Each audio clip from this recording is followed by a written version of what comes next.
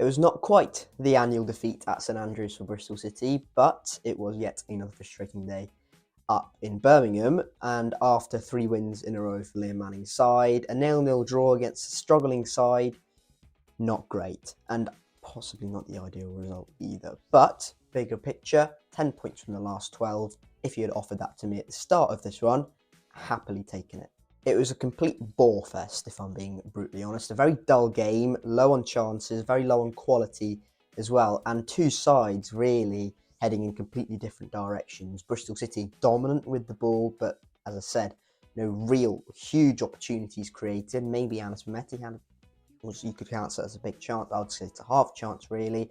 Andy Vyman could have had a flick on, which could have gone in, but apart from that, Bristol City largely dominant in terms of having the ball, but not really doing much with it. Birmingham very defensive, very resolute, and yeah, not what I expected really from this Wayne Rooney side. Maybe I should have expected it. I don't know, but from the sacking of John Eustace and when the owners said they wanted no fear football, that was certainly far from it. It was just the one change from the win at Vicarage Road, and it was up top actually. Tommy Conway was rested for Nahki Wells, who makes his first start since returning from injury. I expected a bit more rotation, particularly in midfield, maybe with Joe Williams dropping out and, the 3-game weeks and his past injury record, but he stayed in there, so maybe there's a bit more rotation coming potentially against Millwall at home, but that was the only change with Nahki Wells coming in for his first start since his injury. The game took a very, very long time to get going, and as I said, the Anis Mehmeti headers were possibly the only real chances in the first half from a Bristol City perspective.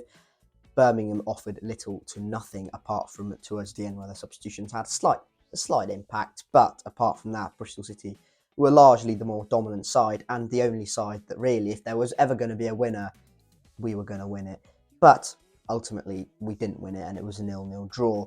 It's a good clean sheet for Max O'Leary, who is now, I think, 5th in terms of clean sheets in the Championship, which is a brilliant achievement. And for all the slander he gets and for all the criticism he gets, and sometimes rightly for his distribution, and it's quite erratic sometimes, his clean sheet record can't be argued against. And to be fair, also a lot of credit has to go to the two in front of him in Rob Dickey and Zach Viner, and Campering and George Tanner as well. But it's good for Max to keep those number of clean sheets. But apart from that, in the first half, nothing really happened. And Bristol City were the only side really that were going to get anything going in the first half. Those two Anis Mehmeti chances were probably the only real big chances in the first half. In the second half, it was a little bit more balanced in terms of chances. Ivan Sunjic had a chance right at the end where he hit one from outside the box in stoppage time, and that went narrowly past Max O'Leary's goal, and that could have threatened his clean sheet quite a lot. Actually, I was quite nervous for that shot,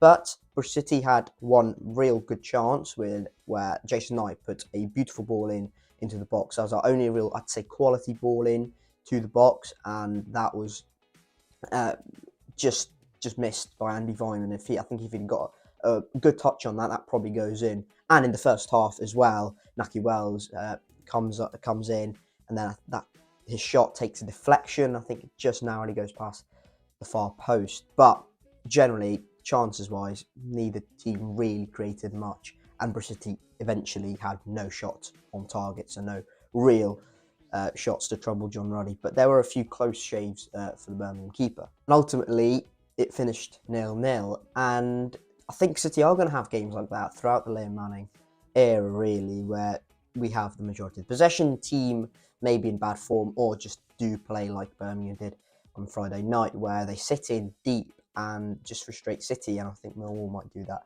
mashing 8 on New Year's Day as well. But generally, it was not bad. We looked far more composed, and a couple of months ago, if we'd come into that game, I'd be less confident, and I think we possibly would have lost that game, possibly on the counter-attack 1-0 or something like that.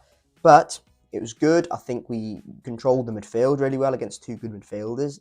3 good midfielders Birmingham had, actually, in Janina Bakuna, Ivan Sunjic and Jordan James. I thought Taylor Garden-Hickman was good. I thought Joey Williams was outstanding yet again. He's completely turned his form around, and that contract situation is going to have to be ironed out quickly, Joe Williams. I thought Jason Knight was okay, and but unfortunately, Anis Mehmeti was a bit inconsistent yet again. And we're going to have games with that, where Anis is quite inconsistent. That's a typical winger the Championship if he was consistent on a regular basis. He wouldn't be playing for Bristol City. Naki Wells, yeah, he didn't really get much, did he? He had that one block shot, which he was quite unlucky with. Birmingham were literally, very defensive and bodies on the line, kind of defending. He was quite unlucky with that one. I thought generally the back four didn't really look much threatened. We didn't really have much to deal with apart from that Ivan Sunic shot right at the end. But generally, not a bad away performance. And as I said earlier in the video, 10 points from the last 12, and Watford away and Birmingham away in quick succession over this Christmas period. Yeah, not bad to get 4 points out of the two. And if you had said 4 points, I would have probably flipped it around and said Watford a point and Birmingham 3 points. It's just so happened that it's gone Watford 3 points, and in quite convincing manner actually, and a Birmingham a point. Not a bad, actually very good return from these last 4 games. That is it for this match review. Thank you very much for watching, and yeah, another step in the right direction, I would say. And the way Birmingham played and the way they set up, I'd say it's a huge credit to Bristol City and Liam Manning's work over his short tenure so far at Ashton Gate. We'll be back for the match preview, hopefully for the game on New Year's Day against Millwall, and I'll be there for that one as well, so keep your eyes tuned out for that. Hopefully for Bristol City, it's another 3 points at Millwall, because that would be a lovely, lovely return from 5 games. However, I'll see you then. I'll talk to you about that game tomorrow. Thank you very much for watching. Keep safe, and I'll catch you all later. Cheers.